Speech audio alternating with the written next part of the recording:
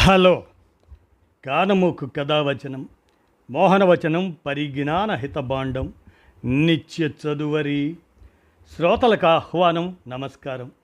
చదవదగునెవరు రాసిన తదుపరి చదివిన వెంటనే మరువక పలువురికి వినిపింపబూనిన అది ఏ పరిజ్ఞాన హితబాండమౌపో మహిళ మోహనవచనమై విరాజిల్లు. పరిజ్ఞాన హితబాండం లక్ష్యం ప్రతివారీ సమాచార హక్కు, అలాగనే తెలుసుకునే హక్కు కూడా జీవించే హక్కుతో సమానం అనే స్ఫూర్తితోనే ఇప్పుడు దర్శి చెంచయ్య గారి నేను నా దేశం అనే ఆత్మకథ నుండి మహాత్ముని హత్య అనే అంశాన్ని మన కానమోకు కథ వచ్చిన శ్రోతలకు మీ కానమోకు స్వరంలో ఇప్పుడు వినిపిస్తాను, వినండి. మహాత్ముని హత్య, దర్శి చెంచయ్య గారి, కామ్రేడ్ దర్శి చెంచయ్య గారి నేను నా దేశం అనే ఆత్మకథ నుండి ఈ అంశాన్ని గైకొనబడి మన కానమోకు కథ వచ్చిన శ్రోతలకు ఈ అంశాన్ని వినిపిస్తున్నాను. ఇక వినండి. మహాత్ముని హత్య. గాంధీ హత్యకు దేశంలో ఎంత సానుభూతి ఉందో తెలిసిపోయింది. కాల్చివేసింది ఒక్కడే అయినా వానికి వెనుక నైతిక మద్దతుగా ధనాఢ్యులు, విద్యావంతులు, మతోన్మాదులు, దేశభక్తులు వేలు లక్షలుగా ఉన్నారని గ్రహించాను. 40 సంవత్సరాలుగా రాజకీయోద్యమాల్లో పాల్గొంటూ వచ్చిన నేను మన మధ్యతరగతి వారిని కూడా అర్థం చేసుకోలేకపోయానని సిగ్గుపడ్డాను. గాంధీజీని భారతీయుడే హత్య చేసినప్పటి నుంచి రొమ్ము విరుచుకొని తలెత్తి నడవటం నాకెంతో కష్టంగా ఉంది. గాంధీజీ హత్యకు ముందు రోజు సాయంత్రం ఆర్ఎస్ఎస్ ర్యాలీని మైలాపూర్లో చూశాను. నేను వారి ర్యాలీని చూడటం అదే మొదటిసారి. తిరణాలకు వచ్చేట్లు స్త్రీలు, పురుషులు, పిల్లలు గుంపులు గుంపులుగా వచ్చారు. ముఖ్యంగా విద్యావంతుల కుటుంబాల వారు తెలుగు, తమిళ, మలయాళ, కన్నడ, హిందుస్థానీయులు అందరూ వచ్చారు. హైందవేతరులు మాత్రం రాలేదు. బహుశా ఆహ్వానించబడలేదేమో. ఏర్పాట్లు చాలా బాగా చేశారు. వేల మంది వాలంటీర్లు పాల్గొన్నారు. క్రమశిక్షణ, వ్యాయామాలు చాలా నైపుణ్యంగా ప్రదర్శించారు.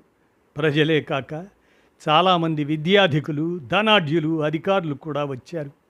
కాంగ్రెస్ అగ్రనాయకులు రాలేదు, కానీ చిల్లర నాయకులు కూడా కొద్దిమంది వచ్చారు. కాంగ్రెస్ ఉద్యమంతో కానీ ఏ జాతీయోద్యమంతో కానీ సంబంధం లేని పెద్దలు అనేక మంది వచ్చారు. అలాంటి వారినందరినీ మరొక మీటింగులో నేను చూసి ఉండలేదు.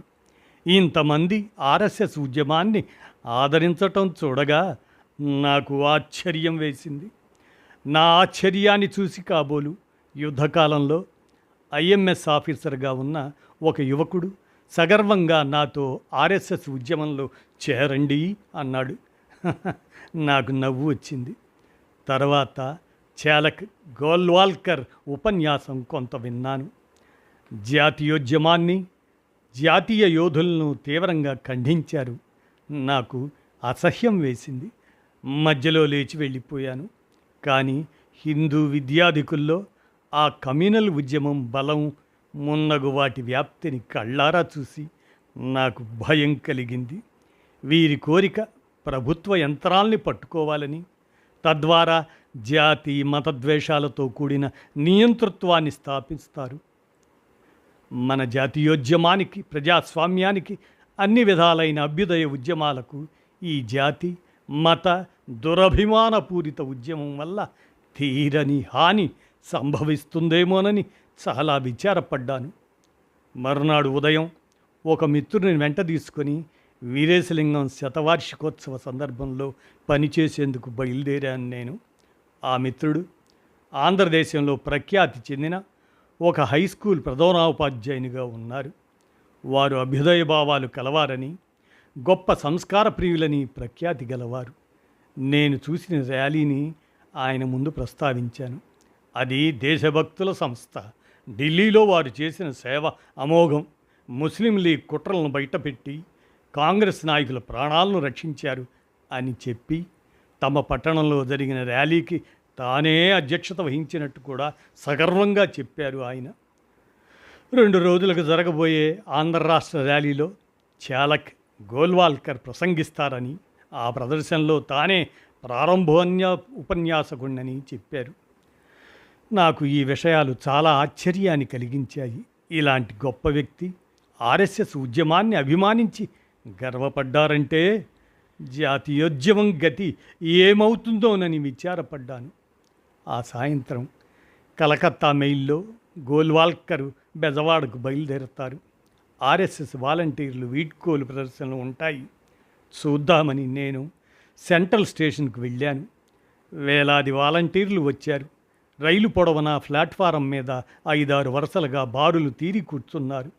ఎంత క్రమశిక్షణ! ఇంతలో గాంధీని హత్య చేశారనే వార్త పిడుగులా వచ్చి పడింది. ఒక క్షణం అలాగే స్తంభించిపోయాను నేను. హృదయంలో భరించరాని బాధ కలిగింది. నాకు తెలియకుండానే కళ్ళ నుంచి నీరు కారిపోతుంది. జాతి పితనే చంపేశారు. అందరం తండ్రి లేని పిల్లలమైపోయాం. మరి మేము ఏవేవో దుఃఖకరమైన భావాలు రాసాగాయి. మరి నిలవలేకపోయాను. ఇంతలో ఆర్ఎస్ఎస్ వారి వైపుకు నా దృష్టి మళ్ళింది. వాలంటీర్లలో ఎంతమాత్రం అలజడి కనపడలేదు. పైగా కొందరు ముఖాల్లో చిరునవ్వు కనిపించింది. ఈ దృశ్యం నన్ను మరింత బాధ పెట్టింది. ఇక అక్కడ ఉండలేక బయటికి వచ్చేశాను. ప్రజల్లో మాత్రం ఈ వార్త ప్రళయంలా బయలుదేరింది. ఆహాకారాలు మిన్నుముట్టాయి. మహాత్ముని చంపడమే? ఎవరు చంపారు? ఇండియా గతి ఏమవుతుంది? అంతర్యుద్ధానికి రక్తపాతానికి దారితీస్తుందా అని ప్రజలు అనుకోవటం విన్నాను. నీరసంగా ఉంది. ఇంటికి చేరుకున్నాను. ఇక ఇంటి దగ్గర భార్య బిడ్డలు దుఃఖంలో మునిగి ఉన్నారు. రేడియో దగ్గర కూర్చొని విషాద గీతాలు ఏడ్పులు వింటూ తాము ఏడుస్తూ కూర్చున్నారు. ఎవరూ భోంచెయ్యలేదు, పడుకోలేదు, నిద్రలేదు. ఇంటిలో నౌకర్లు నిర్గాంతపోయారు. అందులో ఒకరు నా భార్యను ఇలా అడిగారు, ఏమండి అమ్మగారు, మీ తండ్రి చనిపోయినప్పుడు కూడా మీరు ఇలా దుఃఖించలేదు కదా, మరి ఇప్పుడు ఇంత దుఃఖిస్తున్నారేమిటి? అప్పుడు నాకు మాత్రమే తండ్రి పోయాడు. ఇప్పుడు నాకే కాదు, అందరి తండ్రి పోయాడు. మనం అందరం దిక్కులేని పిల్లలమైపోయాం అన్నారు నా భార్య సుభద్రమ్మ. ముస్లిమే హత్య చేసి ఉంటాడని మొదట్లో నేను అనుకున్నాను.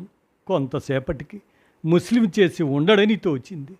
చేస్తే ముస్లింలకు చాలా హాని కలుగుతుందని వారికి తెలుసు. మత పిచ్చిగల హిందువే చంపి ముస్లింల మీద నింద వేసే ఉంటాడు. బహుశా ఆర్ఎస్ఎస్లోనే ఇలాంటి రాక్షసుడు జాతీయవాద ద్వేషి ఉండాలనుకుంటూ మరునాడు బజార్లో నడుస్తున్నాను. ఐఎంఎస్లో ఉన్న ఆర్ఎస్ఎస్ యువకుడు ఎదురుపడ్డాడు. ఆర్ఎస్ఎస్ వారే హత్య చేసి ఉంటారని నా సంశయాన్ని ఆయనతో చెప్పాను. అలాగా అని సగర్వంగా చిరునవ్వు నవ్వి వెళ్ళిపోయాడు అతడు. నాకు ఆశ్చర్యం కలిగి నిలబడిపోయాను. ఆయన వెళుతుంటే ఆయన వైపే చూస్తూ ఉండిపోయాను. రొమ్ము విరిచి నడిచిపోతున్నాడు. హత్యను గురించి వివరాలు తెలిసిపోయాయి. కొందరు ఆర్ఎస్ఎస్ భక్తులు మిఠాయిలు పంచిపెట్టారని విన్నాను. వారికి వ్యతిరేకంగా చాలా ప్రదేశాల్లో ప్రజలు ప్రదర్శనలు చేస్తున్నారు. ప్రభుత్వం ఆ ప్రదర్శనలు అణచివేస్తూ ఆర్ఎస్ఎస్ వారికి హాని కలగకుండా కాపాడుతున్నారు. 2-3 రోజులు గడిచాయి. ఒక మాజీ ప్రిన్సిపాల్ను వారి ఇంటిలో కలుసుకున్నాను. హత్యలతో మన దేశ సమస్యలు ఎలా పరిష్కారం కాగలవు? డెమోక్రటిక్ పద్ధతులు మాత్రమే మనకు శరణ్యం అండి అన్నారు వారు. ఆయన కుమారుడు అందుకున్నాడు, గాంధీ గారిని చంపడం మంచిదేనండి. లక్షల కొలది ప్రజలు చచ్చిపోయేదానికంటే ఒకరు మాత్రమే చావటం మంచిది కదా. ఇంకా ఒకరిద్దరు నాయకులను చంపేస్తే మన దేశం బాగుపడుతుంది అన్నాడు ఆ యువకుడు. తండ్రికి నాకు ఆశ్చర్యం వేసింది ఆ మాటలు. ఒక మహాత్ముడు చాలడేట, ఇంకా ఇద్దరిని చంపాలనా అని తండ్రి మందలించారు. అవును, అప్పటికి కానీ దేశం బాగుపడదు అన్నాడు కొడుకు. తండ్రికి భయం కలిగింది. మా మాటల్లో నీకెందుకు జోక్యం? నోరు మూసుకొని ఇక్కడి నుంచి వెళ్ళిపో అన్నారు ఆయన. కొడుకు కాశీ హిందూ విశ్వవిద్యాలయ గ్రాడ్యుయేట్ అట. ఇక్కడ ఆర్ఎస్ఎస్ పిచ్చి పట్టిందని చెప్పి తండ్రి విచారం వ్యక్తం చేశారు. విద్యార్థులు ఇలాగా రాక్షసులు అవ్వటం నాకంతవరకు తెలియదు. వెనక చెప్పిన మాజీ ప్రధాన ఉపాధ్యాయులు కనిపించారు. ఆర్ఎస్ఎస్ వారు దేశభక్తులు అనుకున్నాను. మా హై స్కూల్ కాంపౌండ్లో వారి మీటింగులను జరుపుకోనిచ్చాను. వారు హత్య ఎందుకు చేయాలి అన్నారు ఆయన. అయితే వారి మీద అభిమానం ఇంకా ఉన్నట్టుందే అని నా సంశయాన్ని తెలియపరిచాను. అవునండి, ఇలాంటి ఉత్తమ సంస్థలో కూడా దుర్మార్గులైన వ్యక్తులు కొందరు ఉంటారండి అన్నారు ఆయన. ఆయన అజ్ఞానానికి జాలి వేసింది. బొంబాయికి సంబంధించిన గొప్ప బ్యాంకుకు మద్రాసులో బ్రాంచి ఉంది. దాని మేనేజర్ను కలుసుకోవాల్సి వచ్చింది. అదే సమయంలో ఒక దినపత్రిక యజమాని వచ్చాడు. ఆ రోజుల్లో ఎవరింటికి వెళ్ళినా గాంధీజీ హత్య గురించిన బాతాకాని సర్వసామాన్యమైంది. మహాత్ముని అవతారం అంతరించడం దేశానికి ప్రస్తుతం మంచిదేనండి. ఆయన చేయగలిగింది ఏదో చేశారు. స్వరాజ్యం సంపాదించి పెట్టారు. ఇక కావలసింది ఆర్థికాభివృద్ధి. మిల్లులు, బ్యాంకులు వగైరా వృద్ధికి తేవాలి. ఇక ఆయన చేయగలిగింది ఏమీ లేదండి. అన్ని విషయాల్లోనూ ఆయన జోక్యం కలగజేసుకుంటూ వచ్చారు. ఆయన చెయ్యలేరు, ఇతరులను చెయ్యనివ్వరు. ఇక మీదట దేశ సౌభాగ్యరథం సాఫీగా సాగిపోగలదని ఆ బ్యాంకు ఏజెంటు చిన్న ఉపన్యాసం ఇచ్చి ఎంతో సంతోషంగా కనిపించారు. చెప్పుతో కొట్టాలన్నంత కోపం వచ్చింది నాకు. ఎలాగో నిగ్రహించుకున్నాను. వార్తాపత్రిక యజమాని సివికల్గా నవ్వుతూ హే హే హే హే హే అంటూ బ్యాంక్ మేనేజర్ మాటలకు తాళం వేస్తున్నారు. అవతార పురుషులెందరూ అలాగే హత్య చేయబడ్డారండి. కృష్ణ అవతారం కూడా అలాగే అంతమైంది అని చెప్పి తృప్తిపడ్డారు. గాంధీ హత్యకు దేశంలో ఎంత సానుభూతి ఉందో తెలిసిపోయింది. కాల్చివేసింది ఒక్కడే అయినా వానికి వెనుక నైతిక మద్దతుగా ధనాఢ్యులు, విద్యావంతులు, మతోన్మాదులు, దేశభక్తులు వేలు లక్షలుగా ఉన్నారని గ్రహించాను. 40 సంవత్సరాలుగా రాజకీయోద్యమాలలో పాల్గొంటూ వచ్చిన నేను మన మధ్యతరగతి వారిని కూడా అర్థం చేసుకోలేకపోయానని సిగ్గుపడ్డాను. గాంధీజీని భారతీయుడే హత్య చేసినప్పటి నుంచి రొమ్ము విరుచుకొని తలెత్తి నడవటం నాకెంతో కష్టంగా ఉంది. గాంధీజీ జీవించి ఉండగా జీవించే భాగ్యం నాకు లభించినందుకు గర్వపడిన సమయాలు ఎన్నో ఉన్నాయి. ఆయన్ను హత్య చేసిన ఈ హంతకులకు నైతికంగా సహాయం చేసిన వారు దేశాభ్యుదయం కోసం చేశామని విర్రవేగటం నా హృదయాన్ని కత్తితో పొడిచినట్టు బాధపడుతూనే ఉన్నాను.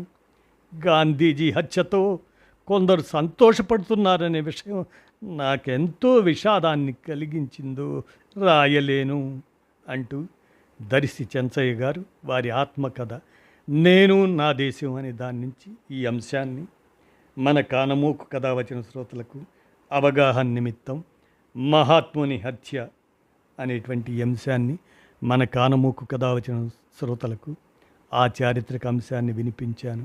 విన్నారుగా, ధన్యవాదాలు.